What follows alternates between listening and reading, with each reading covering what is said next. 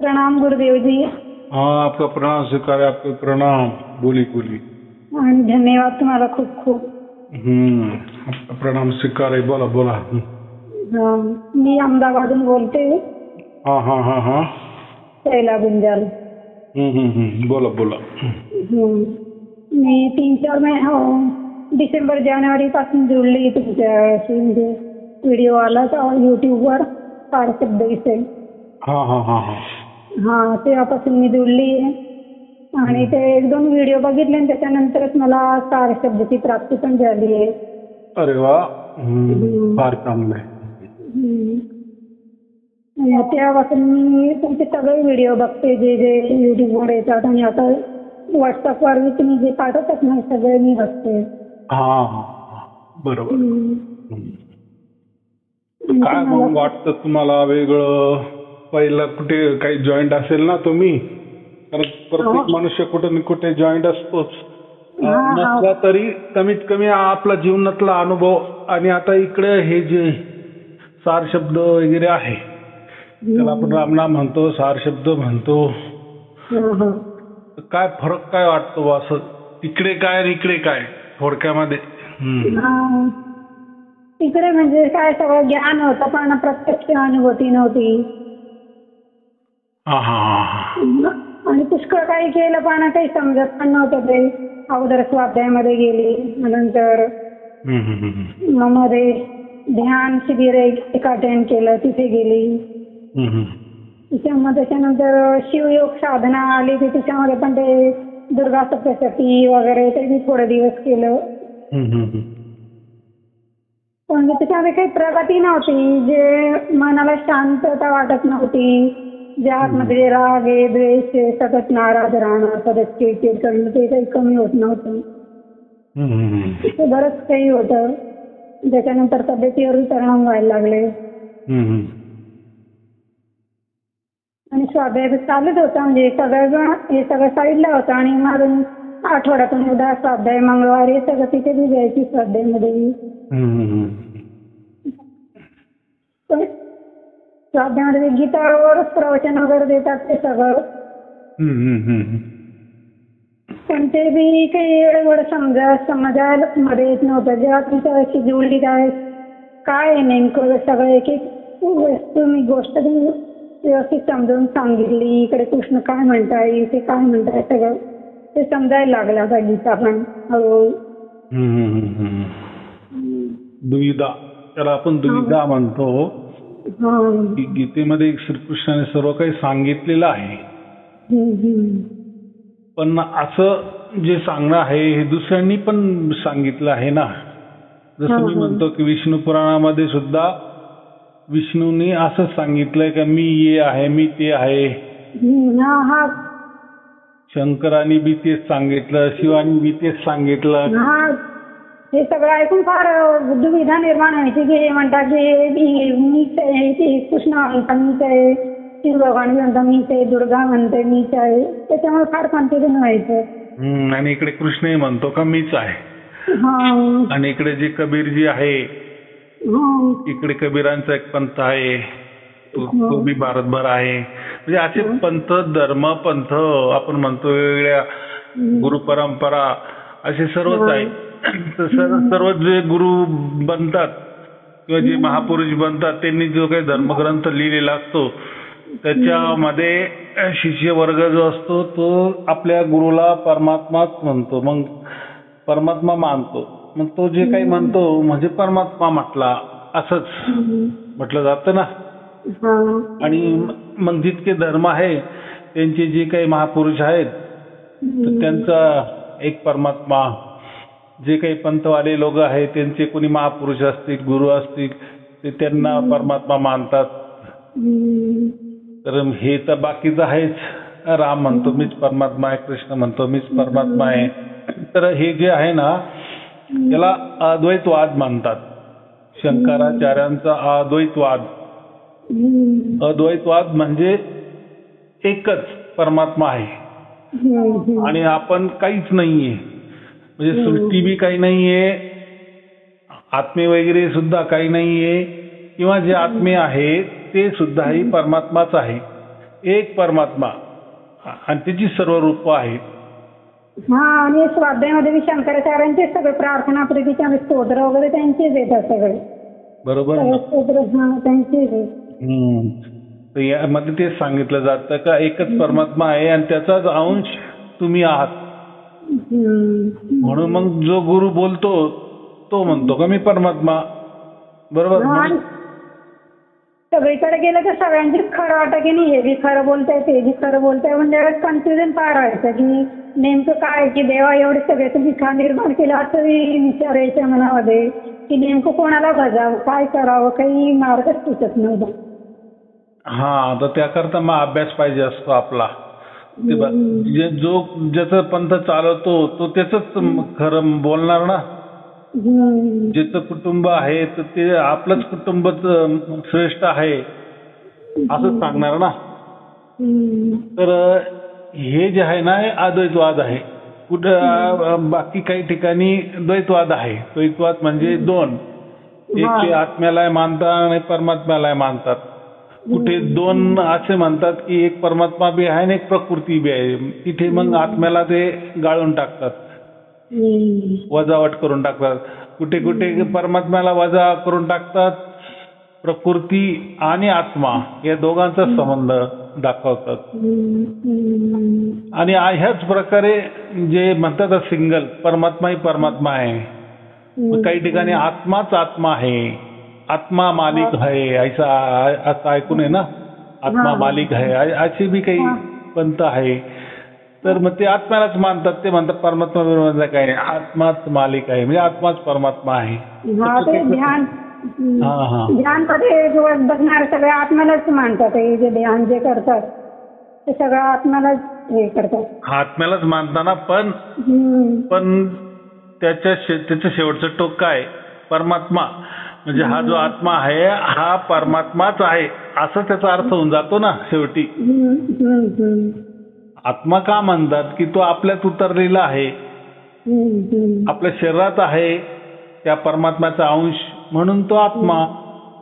पण हाच बाहेर गेल्यावर किंवा ते म्हणतात की ह्या आत्म्याला मायेचं पडदा या मायाने या आत्म्याला झाकलेलं आहे आणि म्हणून तो स्वतःला आत्मा समजतो आहे, पण तो परमात्माच आहे. मायेचा पडदा जर हटला, अविद्याचा पडदा हटला, किंवा त्याला आपण असं अज्ञानाचा पडदा हटला, ते म्हणतात की मग हा आत्माच परमात्मा आहे असं तुम्हाला कळेल. म्हणजे थोडक्यात त्यांचं असं म्हणणं आहे की तुमचा आत्मा नसून तो परमात्माच आहे, पण अज्ञान कारणामुळे त्याला तुम्ही जीव समजतात, जीवात्मा समजतात, आत्मा समजतात. बरोबर. तर मग आता याच्यामध्ये मग आपल्याला असं वाटतं ना की जर माझा आत्माच परमात्मा आहे तर तो कसा काय अज्ञानात जाऊ शकतो, त्याच्यावर कशी काय माया चालवते. जरी माया चालली तर ती माया हटवण्याचं काम परमात्माचं नाही का. त्यालाच कसं काय विसर पडून गेला की मी परमात्मा असून आत्मा कसं काय झालो. मग गुरु लोक मंत्र देतात ना, सोहम जपा. सो म्हणजे काय, तोच मी आहे. तो बी आता जपला थोडे दिवस. नंतर लॉकडाऊन लागला होता ना, त्याच्यानंतर ज्ञानगंगा पुस्तक आली. आता स्वाध्याय सुटून गेला होता, स्वाध्याय सगळं बंद होतं. ज्ञानगंगा वाचली. आता कबीर पंथाबद्दल तर मला काहीच माहिती पण नव्हती. मध्ये ज्ञानगंगा पुस्तक वाचलं, ते वाचलं. थोडं पण मला हे झालं, खूप वाईट वाटलं की आतापर्यंत मी देवी देवतांची पूजा केली, ते केली, आणि ज्या परमात्म्याने मला हे दिलं, मी सगळं व्यर्थ गवलं, हे व्यर्थाला जन्म दिला व असं. खूप मला वाईट बी वाटलं की आता सगळं माझं आता किती आयुष्य थोडं राहिलं आणि आता काहीच न प्राप्त करताना अशीच चालली जाईल, ते या गोष्टीचं वाईट बी वाटलं. असं आहे की आता तुम्ही जे काही पुस्तक वाचलं ते वाचलं, बरोबर. असं तुम्ही एखाद्या धर्माचं जरी पुस्तक वाचलं ना तर त्या धर्मात तोच त्यांचा जो काही देव असेल, देवता असेल, देवी असेल किंवा परमात्मा असेल, तो सर्वोच्च आहे असं ते म्हणतात. आणि उलट ते असं म्हणतात की बरं झालं तुमची बुद्धी चांगली सुबुद्धी तुम्हाला मिळाली की तुम्ही आमच्या धर्मात आले. बरोबर ना. असं पंथाचं केलं तर पंथवाले तेच म्हणतात आपलं स्वागत करतात. बरं झालं तुम्ही बाकीचे पंथ सोडून दिले बाकीचे धर्म सोडून दिले आमच्यात तुम्ही आले.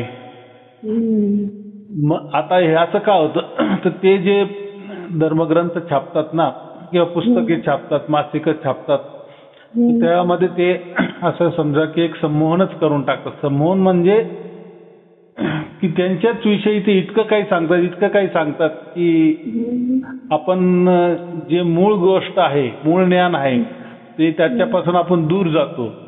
आणि मग त्याच्यामध्ये त्यांचे जे पुस्तकं वगैरे असतात ग्रंथ असतात मग त्याच्या शेवटी लिहिलेलं असतं भक्तांचे अनुभव.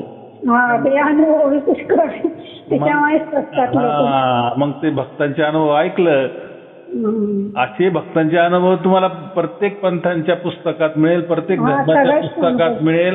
मग कोणताही तुमचा धर्म असो पंथ असो गुरु परंपरा असो गुरुगादी असो किंवा संस्था असो सर्वीकडे पुस्तकं छापली जातात आणि भक्तांचे अनुभव घेतले जातात. कोणी तो व्हिडिओच काढतं डायरेक्ट या कोणी पुस्तकामध्ये मासिकामध्ये दरवेळेस ते चालून देतात. त्यामुळे काय होतं जो ते ऐकतो तर त्याचा एक विश्वास बसला जातो. त्यामध्ये पण असं कोणी असं म्हणत नाही की नाही मला यांचा मार्ग मिळाला ठीक आहे आणि मला मोक्ष मिळाला किंवा मोक्ष समजला आता मी निश्चितच जिवंतपणेच मला मोक्ष काय असतो ते समजून गेलंय आणि मी मेल्यानंतर निश्चितच मोक्षाला जाणार आहे किंवा मला परमात्मा समजला परमात्मा काय असतो तेही कळालं. नुसतं ज्ञान नाही ज्ञानाने नाही तर प्रत्यक्ष प्रगट झाला माझ्या अंतःकरणामध्ये आणि काय परमात्मा असतो त्याचा मला साक्षात्कार चमत्कार नमस्कार काय असेल तो झाला. असं कोणीच लिहिलेलं नसतं. तर लिहिलेलं काय असतं मी यांच्या नादी लागलो मला नोकरी मिळाली माझ्या मुलीची आजारी होतो मी आजारात उठलो मला बाहेरचं होतं आतलं होतं इकडचं होतं तिकडचं होतं माझे कोर्ट केसेस होत्या काय नाही ते म्हणजे तिथे मोक्ष आणि परमात्मा सोडून बाकी सर्व गोष्टी लिहिलेल्या राहतात. आणि सर्वसामान्य मनुष्याला की जनावरांमध्ये भूत आहे याच्यामध्ये भूत आहे सगळ्या अशा गोष्टी पसरून राहिले. हो ना. मग ते काय होतं मग आपल्या अवतीभोवती आपल्याला जे पाहिजे ते त्यामध्ये मिळून जातं. आपला समजा आपल्याला एखादा आजार आहे असं समजा आणि मग एखाद्याचा अनुभव येऊन जातो तसाच आपल्यासारखा मग म्हणतो अरे मग माझं इथेच ठीक होईल बरं का. मग तो जोडला जातो.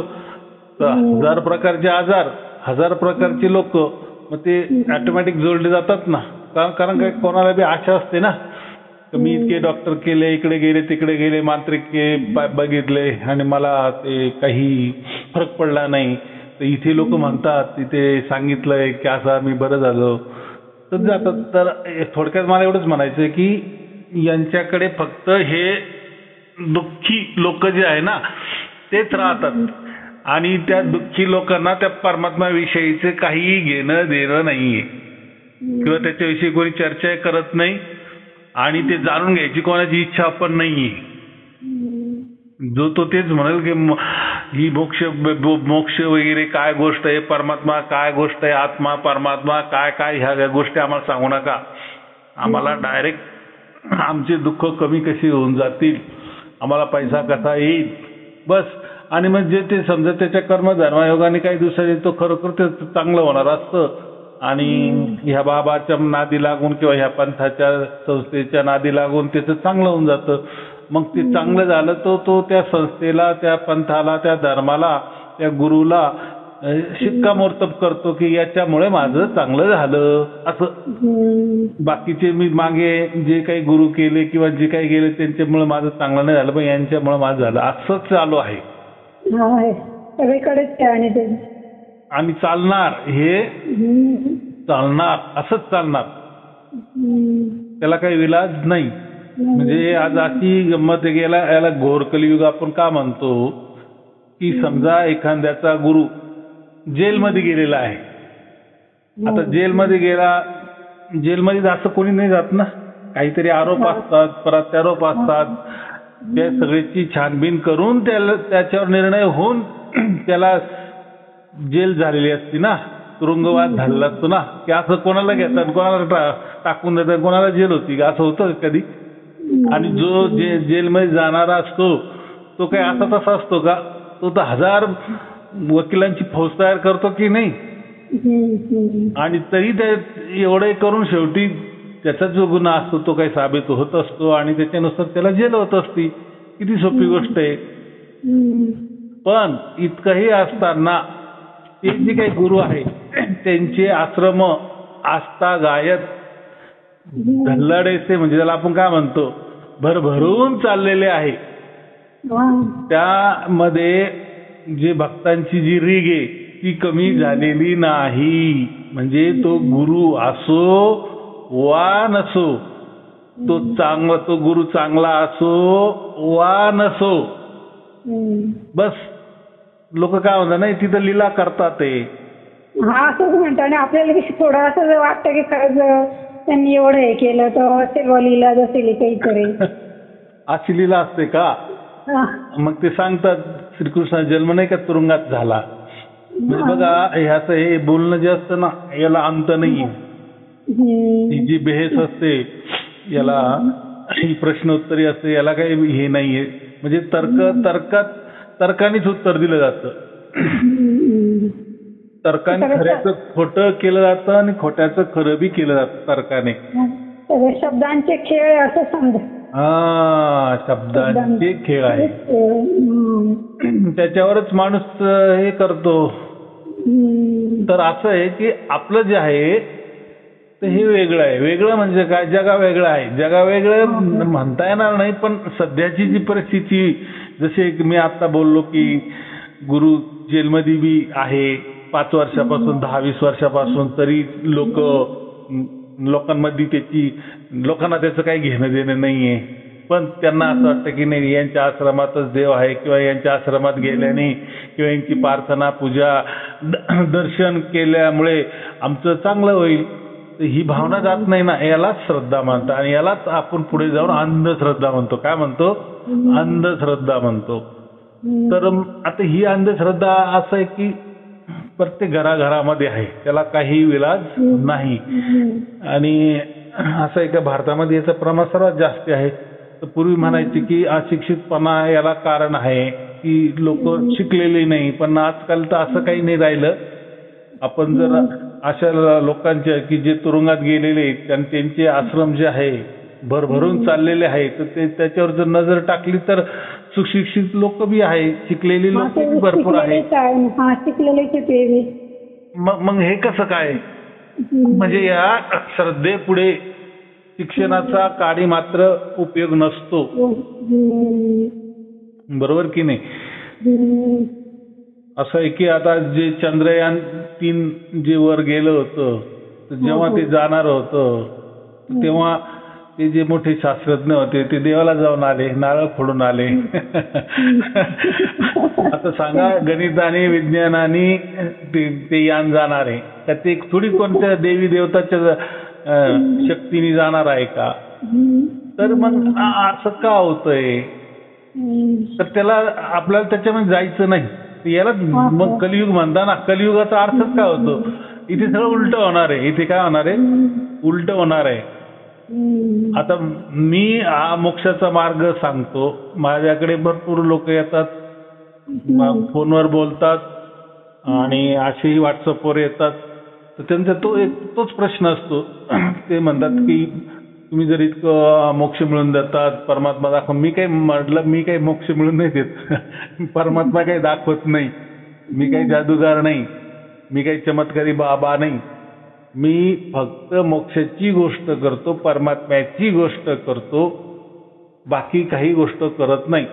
मग लोक नाराज होतात की नाही आम्ही समजा तुमचा मार्ग अवलंबन केला तर मग आमचे दुःख बरे होतील का? तर मग मी म्हणतो या दुःखाचा आणि त्या परमात्म्याचा मिळण्याचा काही किंचित कुठेही काडी मात्र संबंध नाही. आणि प्रत्येक व्हिडिओमध्ये तुम्ही सगळ्या गोष्टी स्पष्टच केल्या आहे की पाप आणि पुण्य त्याच्याप्रमाणे व्यक्तीचं जीवन चालतंय. सगळं एक एक सूक्ष्माचे सूक्ष्म भेद तुम्ही सांगितले की आत्मा काय, प्रकृती काय, सगळं तुम्ही व्यवस्थित सांगितलंय. हा, पण मी हे जे सांगितलं हे वेदांमध्ये सांगितलंय ना, तर वेदामध्येच असं सांगितलं आहे की तुम्ही परमात्म्याकडे, ज्याला परमात्मा प्राप्त झाला किंवा परमात्मा समजला किंवा त्याच्यावर परमात्म्यावर विश्वास आपला झाला, संपूर्ण 100% झाला, तर मग परमात्म्याजवळ तुम्ही प्रार्थना करा ना. तर परमात्मा तुमचे काय हे जे दुःख जे आहे संसाराचे तो घालवणारच आहे ना. पण मी ते कधीच सांगत नाही, कारण मग ते काय लालच होईल ना. हा, लालच होतो, ती पण गोष्ट खरी. पुढे मग परमात्मा विसरून जाता लोक आणि मग त्याच्या मागेच लागतात. हा, असं होतं की मग गुरुजी तुम्ही तर बोलले होते ते दुःख कमी होईल आणि असं होईल आणि तसं होईल, मग पुढे झालं आमचं. म्हणून मी सांगतो की वेदांनी एकच सांगितलं आहे की एकदा हा साक्षात्कार तुम्हाला परमात्म्याकडून, परमात्म्याच्या मर्जीतून, म्हणजे त्याच्या बाजूने त्याच्याद्वारे झाला, म्हणजे त्यांनी तुमची निवड केली, तर बाकी काय राहिलं. अहो, तुम्ही परमात्मा मिळाल्यानंतर हे तुमची जी संसार आहे ना, हे फार क्षुल्लक गोष्ट आहे. आणि हे तुम्हाला जे जन्म मिळाला आहे, मनुष्य जन्म मिळाला आहे, ते तुमचे कर्माचे भोग आहे ना.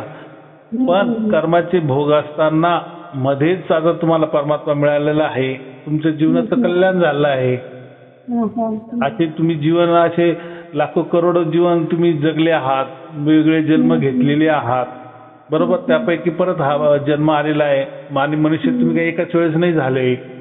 मनुष्य तुम्ही याच्या वेळेस म्हणजे भरपूर वेळ झाला आहात, भरपूर वेळ झाला आहात.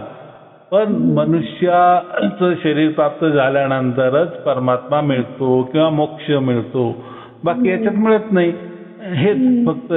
पण ह्या मनुष्य जन्मामध्ये आपल्याला कमीत कमी तो मार्ग मिळाला, म्हणजे आपला सार शब्द प्रगट झाला किंवा परमात्मा प्रगट झाला, परमात्मा समजला, परमात्मा कळाला, परमात्म्यावर विश्वास देखील बसला आणि मोक्ष समजला. आणि ज्याचा परमात्म्यावर विश्वास होतो म्हणजे त्याला मोक्ष मिळणारच असतो.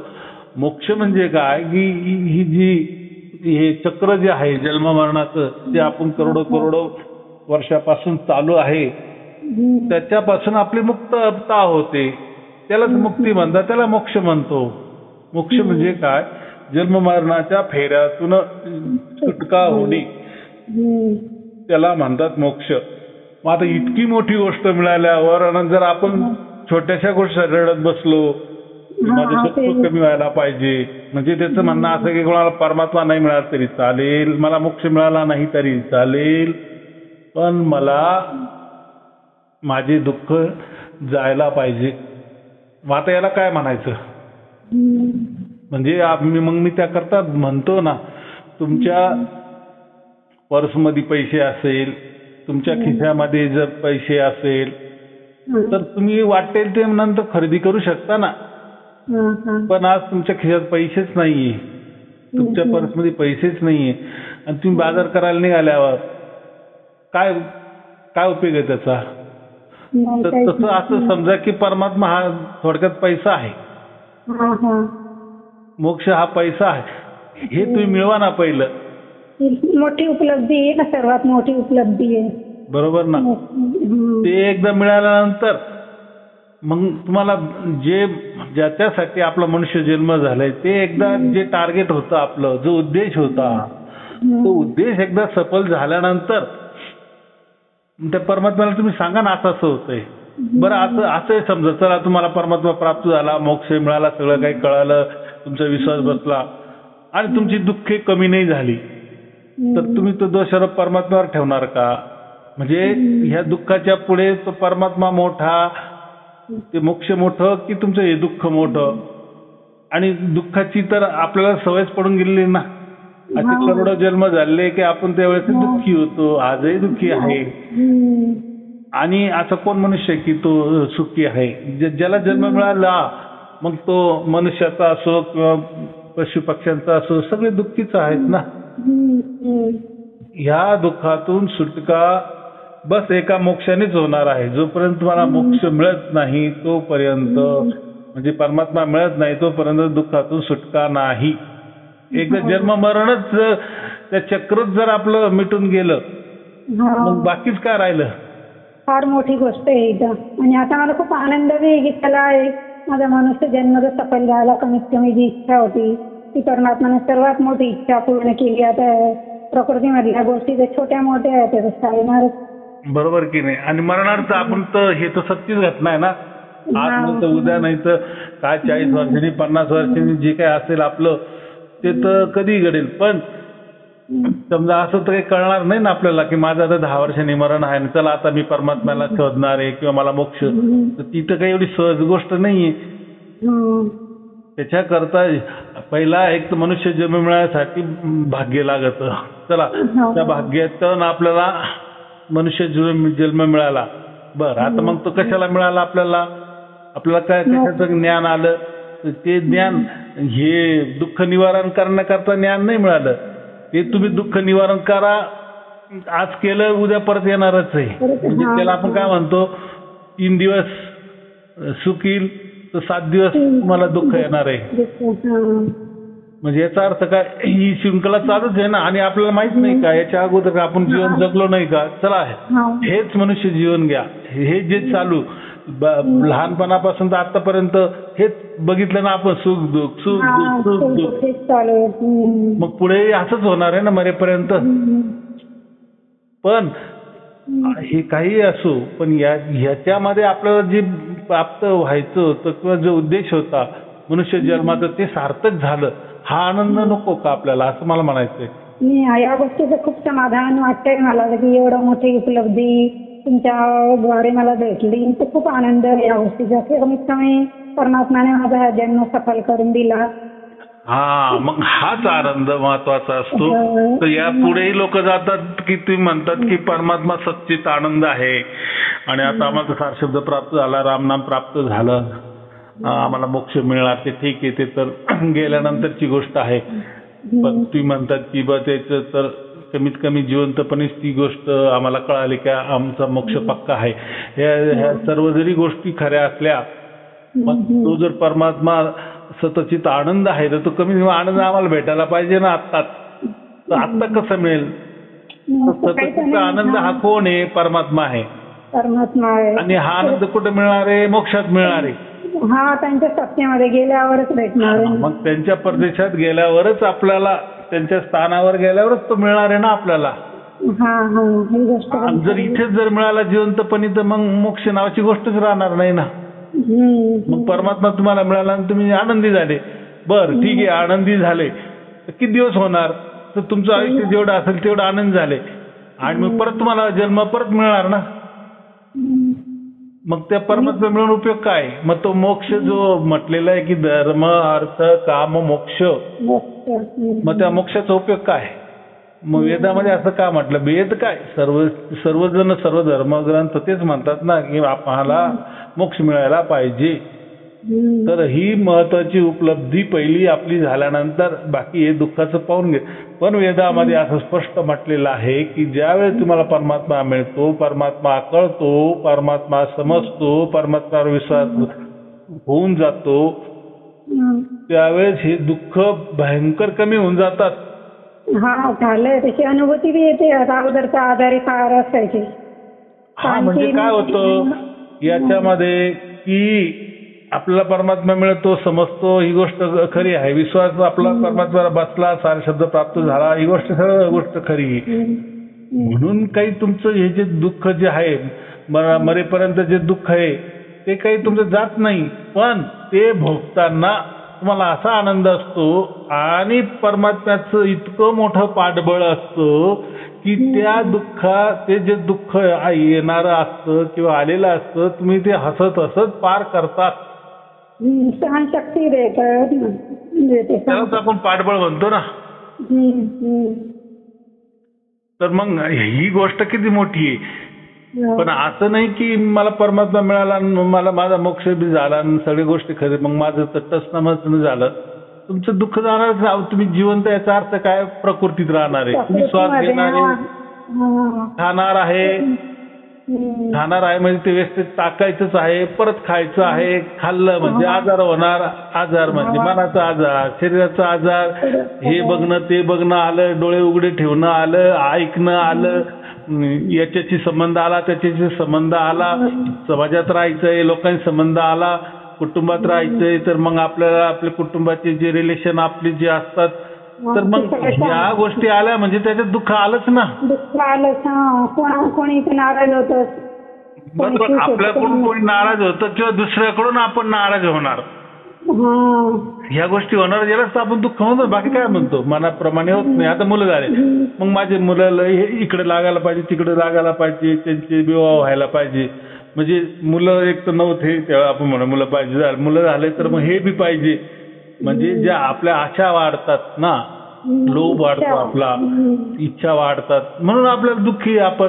मग आता ह्या दुःखाला आपण काय म्हणायचं, कारण जो श्वास चालू आहे पण दुःख निर्मिती होतच जाणार आहे. सुखाची निर्मिती होणार, दुःखाची निर्मिती होणार.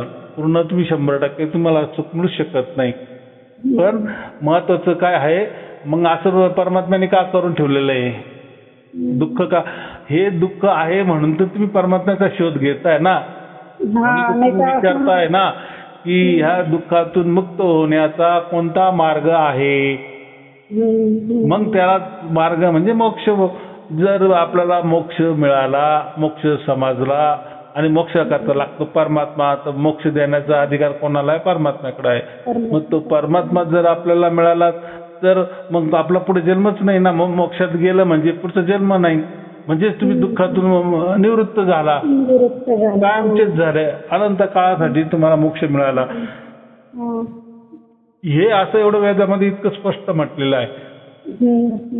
तर माझं इतकंच म्हणणं आहे की परमात्मा आपल्याला मिळाल्यानंतर सुख जरूर मिळतं, ही गोष्ट आहे.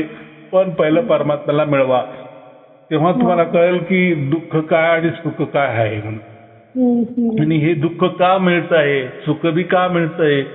ज्यावेळेस तुमची इतकी मोठी अवस्था होऊन जाते की तुमच्या या असं म्हणू आपण की परमात्मा तुमची ज्यावेळेस निवड करतो, तर निवड करतो म्हणजे आपल्याला तो मोक्ष देणार ही त्याच्या बरोबर निश्चित होऊन जातं ना. मग हा इतका मोठा आनंद असल्यामुळे, आनंद मिळाल्यामुळे, आनंद म्हणजे जसं एखाद्या मुलीचं लग्न ठरतं तर मग त्याला तो आनंदच होतो की नाही, की चला इतर मुलींची नाही झाले, माझं जमलं, माझ्या मनाजोगं मला मिळालं. किंवा मुलाचं उदाहरण घ्या की माझं मी इतकं शिक्षण केलं, इतकी मोठी मला नोकरी मिळाली, सगळं काय झालं, पण मला मुली मिळत नव्हत्या, माझ्या म्हणण्याप्रमाणे मिळत नव्हती, आता मिळाली, तो त्याला किती आनंद होतो. तर मग हे तसं मग हा आनंद आपला हा महत्वाचा आहे. आणि बाकीचे म्हणजे जे दुःख जे येणारे आहे, सुख येणार आहे, ते हसत हसत तो हे करतो. आणि जीवन जायला वेळ किती लागतो, हे आपण बचपनापासून आतापर्यंत किती वर्ष पटकन गेली निघून, काही वाटतं का त्याच्यामध्ये? तसंच आपलं आयुष्य स्वीकारण्याचा भाव येऊन जातो एक प्रकारे, काही हरकत नाही, वेदामध्ये सांगितलं पण कोई बात नाही. हा, तर असं आहे की आपला महत्वाचा मूळ उद्देश तो हे व्हायला पाहिजे. आणि एकदा परमात्मा आल्यावर तो करील ना. आता याच्यामध्ये असं आहे की आपण लोक म्हणतात ना की तुमच्याकडे सर्व काही आहे, पण तुम्ही कधी लोकांना ध्यान करायला लावत नाही. कारण बऱ्याच ठिकाणी ध्यान करायला लावतात ना, ध्यानाला बसा, काही असलं की ध्यानाला बसा, हा मंत्र घ्या, ध्यानाला बसा, मंत्र जाप करा, नाही काही करा तर ध्यानाला बसत जा, ध्यानाला बसत जा, तुम्हाला सुख शांती मिळेल, तुम्हाला सुख शांती मिळेल. काही मिळत तर नाहीये, पण ठीक आहे, तेवढंच ध्यानाने तेवढंच काय होतं, थोडंसं तेवढा 5-10 मिनिटं किंवा अर्धा तास बसल्यामुळे थोडं मन एकाग्र होतं आणि म्हणजे मनाची चंचलता थोडीशी थांबते, थोडंसं बरं वाटतं. पण त्या ध्यानातून उठल्यानंतर परत जे आहे ते आहे. तर मग आपल्यामध्ये ध्यान नाहीये का? तर आपल्याला ज्यावेळेस सार शब्दाची प्राप्ती होते तर हेच आपलं अखंड ध्यान चालू झालंय. ते लोक तरी अर्धा तास बसतात, 5-10 मिनिटाकरता बसतात आणि उठतात. पण मी ध्यानाला बसलो अर्धा तास, 1 तास बसलो. पण हे जे आपल्याला प्राप्त होतं ना, उघड्या डोळ्यांनी हसत खेळत सर्व काम करता करता आपण ध्यानमग्न आहोत. हे लोकांना समजत पण नाही आणि आपल्याला समजत पण आपल्याला तर समजतं. ज्यावेळेस सार शब्दाची ध्वनी चालू असते त्यावेळेस आपला आत्मा परमात्म्याचं ध्यान करत असतो किंवा आपल्या आत्म्याचं परमात्म्याशी मिलन झालेलं असतं आणि तो सोहळा आपण काम करता करता ऐकत असतो किंवा बघत असतो. त्याला काही म्हणा तुम्ही, बघणे ऐकणे एकच, किंवा अनुभव करत असतो. आपण काय म्हणतो तर सार शब्द म्हणजे काय, ते एक अखंड ध्यान आहे आपलं लागलेलं आहे. आत्म्यानी परमात्म्याशी लावलेलं ध्यान, जोडलेला योग, हाच राजयोग आहे. हा सर्वात मोठा योग आहे. या गोष्टीचा खरंच खूप आनंद आहे या गोष्टीचा खूपच. बरोबर ना. हाच योग जो आहे यालाच गुह्य योग म्हटलंय, हा राजयोग म्हटलेला आहे. पण ज्यांना ते समजलं, ज्यांना नाही समजलं त्यांनी ते वेगवेगळ्या प्रकारे लिहिलं गेलं. पण हा जो चालता बोलता हसता खेळता काम करता योग, याला सहज समाधी म्हटलेलं कबीरांनी ना. सहज समाधीचा अर्थ काय, समाधी लावणं म्हणजेच ध्यान करणं. ध्यानाला तर बसावं लागतं ना आणि बसल्यानंतर समाधी प्राप्त होते. परंतु ह्या ठिकाणी आपल्याला हा जो सार शब्द प्राप्त झाला तर आपली ही सहज समाधी झाली. सहज समाधी म्हणजे हसता खेळता उठता बसता काम करता सर्व कर्म करता जागृतीत आणि काम करू राहिलो आपण. आणि आपण जो आपला आत्मा आहे तो परमात्म्याचं ध्यान करू राहिला, ध्यानात मग्न झालेला आहे.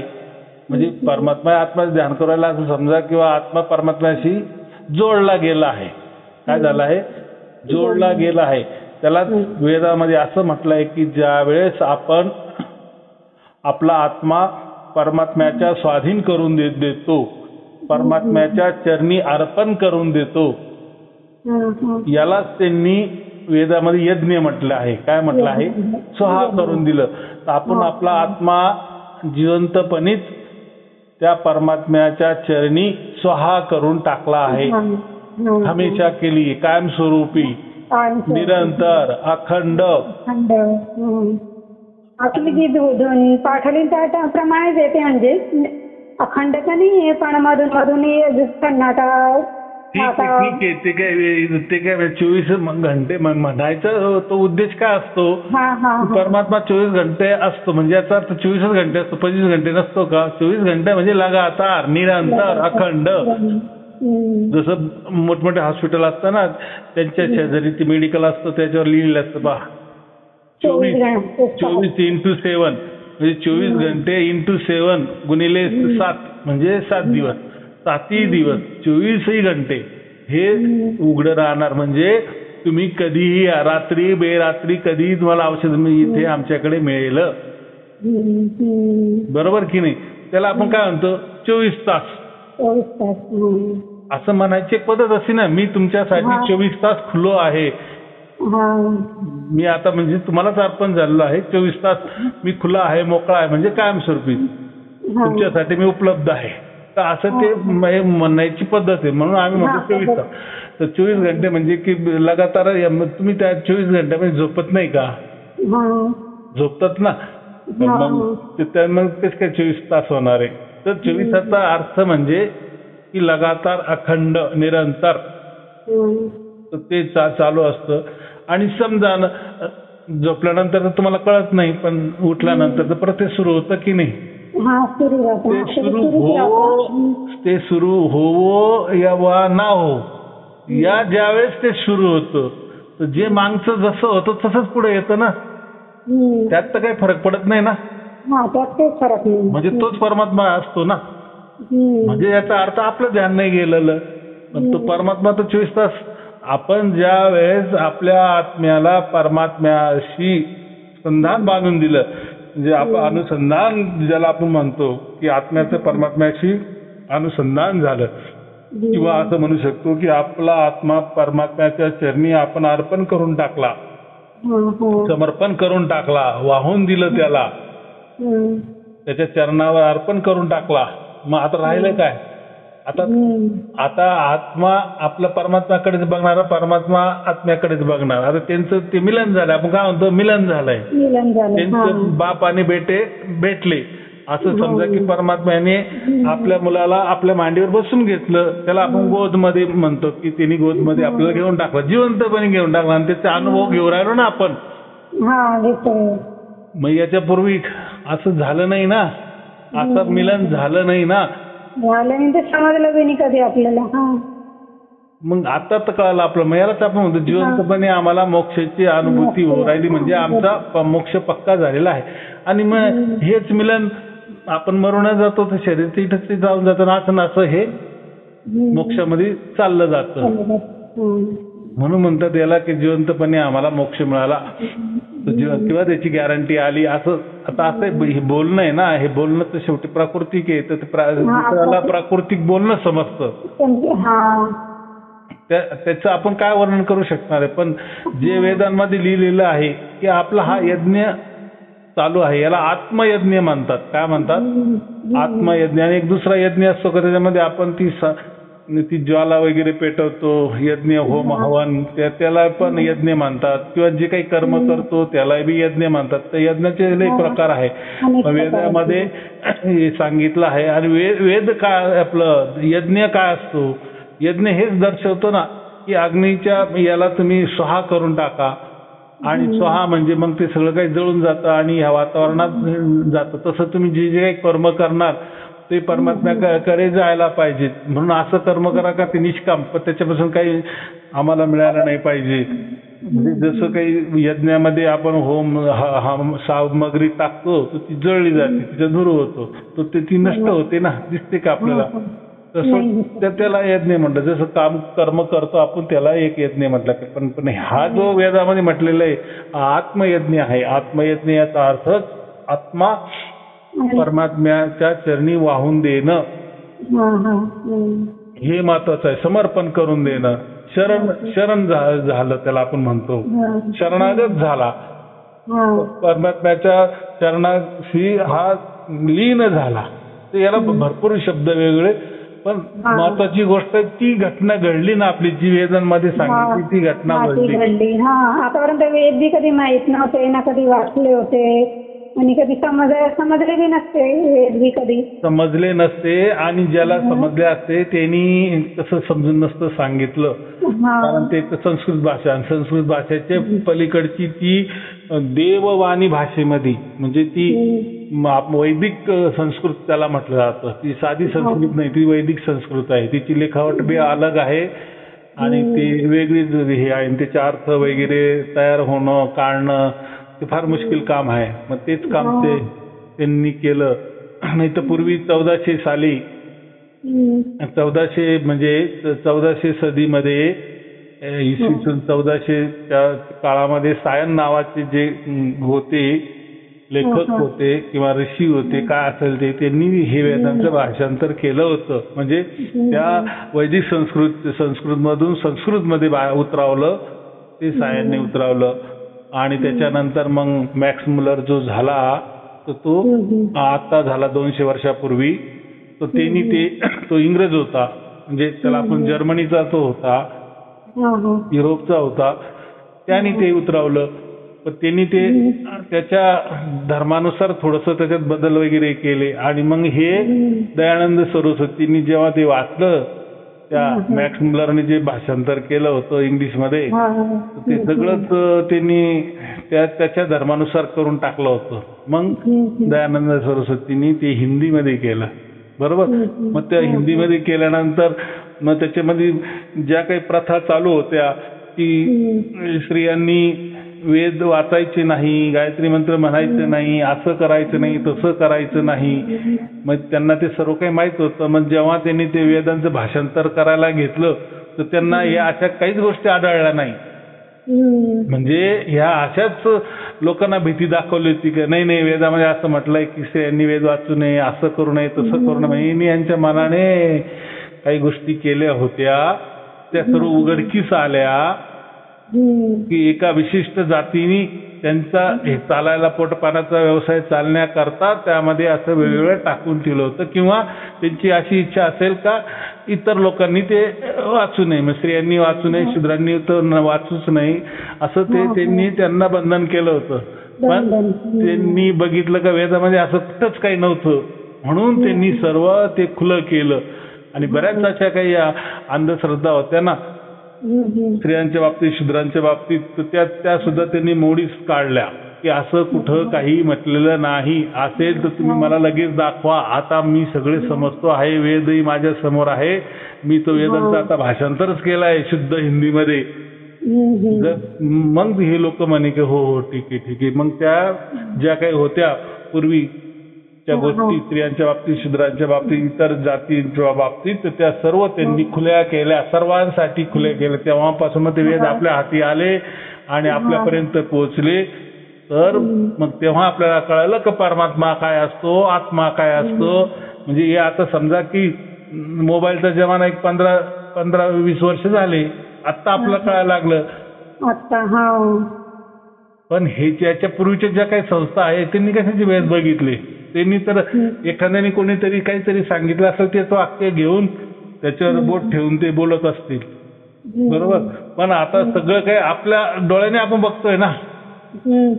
पूर्वी म्हणजे तोच ते वेद दाखवायचा, त्याचं वाक्य दाखवायचा, लांबून दाखवायचा, कॅमेऱ्यातून दाखवायचा, हे बघा असं म्हटलंय. पण त्याच्या अगोदर काय म्हटलंय, त्याच्यानंतर काय म्हटलंय त्या वाक्याच्या. आणि कोणी वाचलं नाही तर ते लोक हात मिळत होते सगळे. आजही वेद आपण विकत घेऊ शकत नाही, कारण त्याची किंमत 10-11 हजार रुपये किंमत आहे. पण आज त्याच्या बाकीच्या PDF फायली वगैरे तर उपलब्ध आहे ना, म्हणजे मोबाईलवर तर उपलब्ध आहे ना.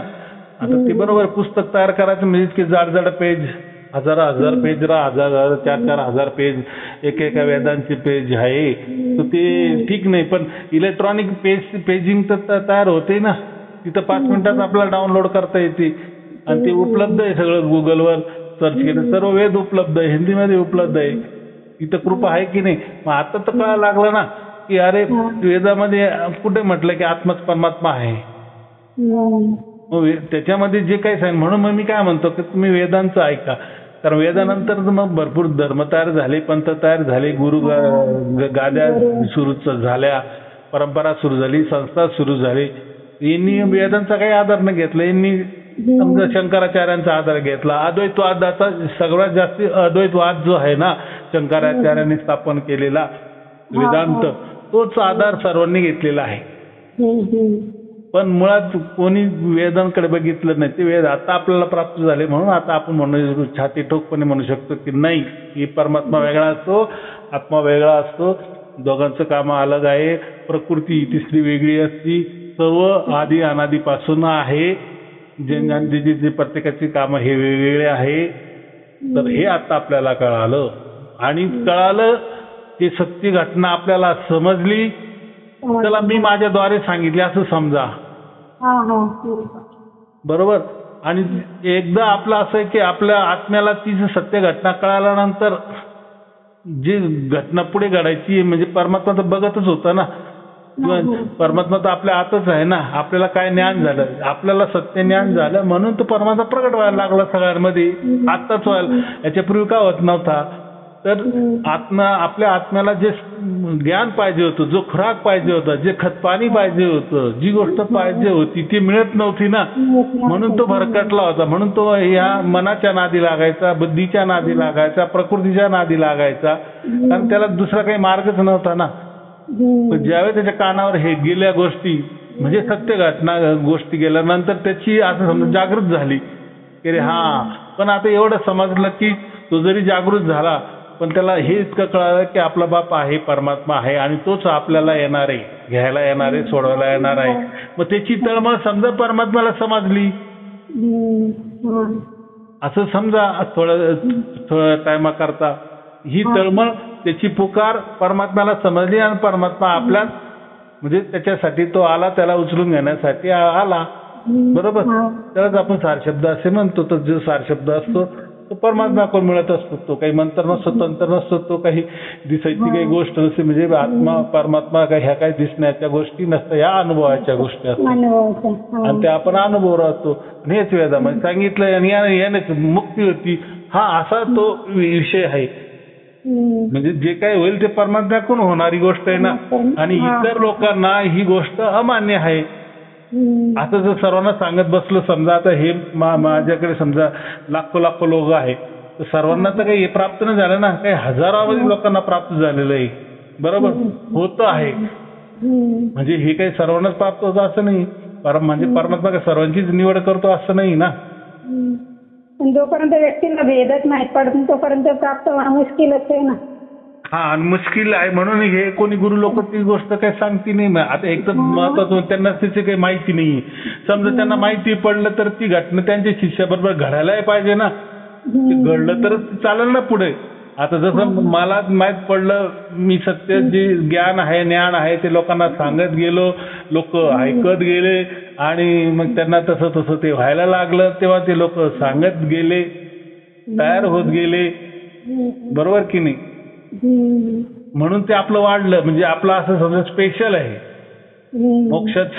मोक्षाची गोष्ट करणारा आणि परमात्म्याची गोष्ट करणारा आपला फक्त सार शब्दी संत परिवार आहे. या व्यतिरिक्त जगामध्ये मला वाटत कोणी आहे असेल. कारण बाकी सर्व ज्ञानाच्याच गोष्टी करतात. ज्ञान एके ज्ञान, ज्ञान दुने ज्ञान. बस ज्ञानाव्यतिरिक्त ते काहीच म्हणत नाही किंवा सांगत नाही. होते असेल कोणाला तर त्याच्याशी आपलं काय करायचं. याच्यामध्ये असं आहे की आपण अकेला जन्माला आलो, एकटे जन्माला आलो आणि एकटेच मरणार आहोत. आणि आपल्या एकट्याचाच फैसला होत असतो ना. आणि तो फैसला आपल्याला मरण्याच्या अगोदर झालाय, जिवंतपणी झालाय. अजून आपलं भाग्य काय पाहिजे आणि अजून काय परमात्म्याकडून आपण अपेक्षा करायला पाहिजे. त्यांनी त्याच्या चरणाजवळ आपल्याला स्थान दिलं, हे खूप मोठं भाग्य आहे. हेच भाग्य झालं. बाकी आता काय पुढे करायचं तो ठरवणार ना. छोट जम समजा 1 वर्षाचं बालक, 6 महिन्याचं बालक दुडू आपल्याकडे बापाकडे धावत आलं, बाप त्याला कड्यावर घालणार आणि बापच ठरवणार ना त्याला कुठे फिरवायचं, काय काय काय करायचं. पण त्यांनी उचलून घेतलं बापानी, हे महत्वाचं आहे ना. बालक तर ते बालक आहे, तिथं काही चालू शकत नाही, तिथं काही स्वतःहून बाहेर जाऊ शकत नाही. पण बापाने उचललं, बाप तर चालू शकतो, बाप तर सर्व काही आपल्याला दाखवू शकतो की नाही. तसं हा परमात्म्याने आपल्याला घेतले जवळ, त्याच्या कुशीमध्ये आपल्याला घेतलेला आहे. आता पुढे काय करायचं आहे ते तो ठरवणार ना. परमात्म्यावरच सोडून द्यायचं सगळं. मग एवढ्यापर्यंत नाहीतरी आपण काही केलंच नाही ना. जे काही केलं परमात्म्याने केलं ना. परमात्म्यानेच केलं, त्याची शक्ती होती म्हणून ते केलं, इथपर्यंत आलो. तो सामर्थ्यशाली आहे म्हणून तो आपल्या कुडीमध्ये आला ना. नाही तर आपण तर काही शरीर सोडून तर काही बाहेर जाऊ शकत नाही. आणि बरेच इतके लोक आहे बिचारे ते तर असेच चालले गेले. आता ते काय झालं, कोणाचं काय झालं आपण नाही त्याचं काही सांगू शकत. हा फार गहन विषय आहे आणि हा प्रचंड भाग्याचा विषय. काय म्हणतो आपण, प्रचंड भाग्याचा विषय. म्हणून जे आपल्याकडे येतात किंवा ज्यांना सार शब्द प्राप्त होतो ते संत बनतात. संत म्हणजे काय, ज्यांना सत्याची प्राप्ती झाली आणि सत्याच्या चरणी जे वाहून गेलेले आहे त्याला म्हणतात संत. बस सत्य एके सत्य, सत्य दुने सत्य. त्यांना बस सत्याशिवाय काहीच नाहीये. म्हणजे आपण सत्याला परमात्मा म्हणतो म्हणून आपण संत झालो आहोत ना. आपण काही शिष्य नाही झालो. शिष्य तर फक्त त्याच्या गुरुलाच परमात्मा मानतो. तो हाडामासा असा काही असा जसा असेल तसा, त्यांची श्रद्धा. बरोबर, त्यांच्या नशिबाने त्यांना ते मिळालं. हेही चांगलं आहे किंवा वाईट आहे हे आपण काय ठरवणार. म्हणून त्यांच्या दृष्टीनेही आपण जे काही करतोय त्यांच्या दृष्टीने ते चांगलं असेल वाईटही असू शकतं. त्यांना चांगलं वाटतं ना, ते जे करतात त्यांना चांगलं वाटतं. हा, तर मला हेच म्हणायचं, दुसरं काय करतं, कोणत्या मार्गाने जातं त्याच्याशी आपल्याला काही संबंध नाही. काय करायचं आपल्याला, बरोबर, आपला उद्धार झाला हे महत्वाचं. आपण त्यांना सांगू शकू असं असं आहे बघ, करून बघ, तू थोडंसं प्रवचन ऐकून बघ, झालं तर आनंद आहे. इथे हा, काही एकदम जागा. लिमिटेड जागा नाही ना की मोक्षामध्ये एवढेच लोक घेणार आहे, बाकी घेणार नाही असं नाही. हा. बरोबर की नाही? हा, असं किती आले काही आले तर परमात्म्याला थोडी जड होणार आहे का? पण परमात्मा जोपर्यंत आपली निवड करत नाही तोपर्यंत परमात्मा हे बाकीचं ज्याला आपण काय म्हणतो, समजा आता उदाहरण देऊन सांगतो मी, जेव्हा आपल्याला एखादा पंतप्रधान एखादं बक्षीस आपल्याला देतो, भारतभूषण देतो, किंवा जे आपण म्हणतो ना एखादं सर्वोच्च जे आपल्याला मेडल देतो, हा, तर भारतभूषण आपण म्हणतो सर्वात मोठा तो पुरस्कार असतो. तर मग त्याची निवड समजा तो पंतप्रधान करत असतो का? त्याची जी यंत्रणा ती करत असते ना. आणि ते जे भारतरत्न कोणाला द्यायचं कोणाला नाही द्यायचं ती समिती ठरवत असते ना. आणि कोणाला देतात की समजा त्या पंतप्रधानची पार्टी आलेली निवडून, त्याला असं वाटलं की चला आपले जेवढे कार्यकर्ते त्यांना भारतरत्न देऊन टाका, असं होईल का? शेवटी त्याची काही कॅटेगरी आहे की नाही, कोणाला देता येतं भारतरत्न, त्यांनी काय काम केलं असतं, काय कार्य केलेलं असतं, जगासाठी काय केलं असतं, किंवा काय असेल ते, ती जी काही प्रणाली असेल, जी काही नियम असेल त्या नियमात बसत असेल तर त्याला भारतरत्न मिळेल ना. तसं आणि भारतरत्न मिळाल्यावर ते कोण देणार? ते राष्ट्रपती किंवा तो पंतप्रधान देणार की नाही? मग तेव्हाच तो आपल्याला ते मेडल आपल्या गळ्यात घालेल ना की तुम्हाला हा पुरस्कार देण्यात आला. तर त्याच्या मागे काहीतरी कर्तव्य आहे ना. ज्याला भारतरत्न मिळाला म्हणजे त्याचं काहीतरी कर्तृत्व मोठं आहे म्हणून त्याला मिळाला ना. तसंच परमात्मा आपल्याला जो मोक्ष देतो, त्याच्या चरणी आपल्याला स्थान देतो, तर त्याच्या पाठीमागे आपले काहीतरी कर्तृत्व असतं की नाही? त्याला आपण काय म्हणतो, भाग्य. आपलं भाग्यात होतं म्हणूनच हे केलं ना, त्यांनी दिलं ना. तर फक्त तिची आपण मानबडाई केली परमात्म्याची की तुला चांगला आहे, तुझ्यासारखा चांगला नाहीये, त्याच्यासाठीच आपण उपास तापास धरत बसलो, त्यासाठी आपण रडत बसलो. एक तर परमात्माचं आपल्याला माहित नाही त्यासाठी काय रडायचं, त्यासाठी काय प्रार्थना करायची. बरोबर की नाही? तर तिची यंत्रणा आहे ना. तो म्हणतो तू काही या गोष्टीच करू नको, मला काय करायचं त्यावेळेस मी करणार. बरोबर. त्या दृष्टीने आपली ती निवड होती. म्हणजे आपली निवड काही सोपी नाही म्हणून आपल्याला भारतरत्न मिळाला आहे असं समजून म्हणजे आपण संत झालेलो आहोत, आपण काही शिष्य झालेलं नाही म्हणून त्याला महत्व आहे. बरोबर. तर अजून काही विचारायचं आहे? ते चार शब्द कानाकडून येतो असं, म्हणजे उजव्या साईडने तो असं काही आहे नाही ना. असं काही नाहीये. हे लोक त्याला काही सांगतात, इकडून येतो हात करा, तिकडून येतो खोटा किंवा असा काही आवाज येतो. तर हे तो काही आवाज वगैरे काही नसतो. हे लोकांना काही माहित नाहीये. पण काहीतरी अशी काही अवघड गोष्ट सांगायची नाही की पांढऱ्या कावळ्याचं पिसा आण बाबा, तर काही पांढरा कावळाच नसतो, पंख काय आणणार आपण आणू शकतो. म्हणजे सांगायचं तात्पर्य असं की हे काही लोक सांगतात त्यांना काही माहित नसतं, नाही परमात्मा माहिती नाही, मोक्ष माहिती ना कशात काही त्यांना माहिती. पण काहीतरी सांगायचं म्हणून सांगायचं आणि काहीतरी लिहायचं म्हणून लिहायचं आणि तसं ते धर्मग्रंथात त्यांनी दिलेलं आहे. पण ज्यावेळेस आपला प्राप्त होतो तर तो आवाज जो असतो तो काही मधून बी येत नाही बाहेरूनही येत नाही. ज्या ठिकाणी येतो तो असं एक जऱ्यामध्ये तो जो राम आहे रममान होऊ राहिला त्याचा तो आपल्याला आवाज आहे. तो इतका सूक्ष्म असतो, इतका सूक्ष्म असतो, इतका सूक्ष्म असतो तो काही आपल्या कानाचा सुद्धा विषय नाहीये. ते त्याची आपण अनुभूती करू राहिलो. तो परमात्मा सर्वीकडे आहे, कणाकणात आहे, आपल्या आत आहे बाहेर बी आहे. आणि त्या कणाकणात तो जो रममान होऊ राहिला त्या रममानाचा तो आपल्याला आवाज आहे. बरोबर. आणि तो महत्वाचं मिळणं महत्वाचं असतं, तो समजणं महत्वाचं असतं, त्याची अनुभूती होणं महत्वाचं असतं. म्हणजे म्हणून आपण त्याला म्हणतो आपल्याला मोक्ष मिळाला, आपल्याला परमात्मा मिळाला, आपल्याला रामनाम मिळाला, आपल्याला सार शब्द मिळाला वगैरे वगैरे. बरोबर. चला ठीक आहे. आपल्या कुटुंबियांना सत्साहेब शुभाशीर्वाद. धन्यवाद गुरुदेव. खूप खूप आभार तुमचे. तुम्ही सांगितलं.